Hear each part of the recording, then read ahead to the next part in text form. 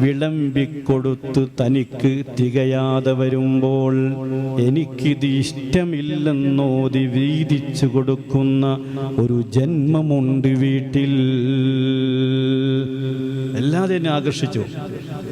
ഭക്ഷണം ഉണ്ടാക്കി എല്ലാവർക്കും വിളമ്പിക്കൊടുത്തപ്പോൾ എല്ലാവരും ഭക്ഷണം കഴിച്ചു.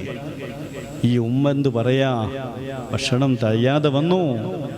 വിളമ്പിക്കൊടുത്ത തനിക്ക് തികയാതെ വരുമ്പോൾ എനിക്കിത് ഇഷ്ടമില്ലെന്നോതി വീതിച്ചു കൊടുക്കുന്ന ഒരു ജന്മമുണ്ട് വീട്ടിൽ, അതാണ് ഉമ്മ.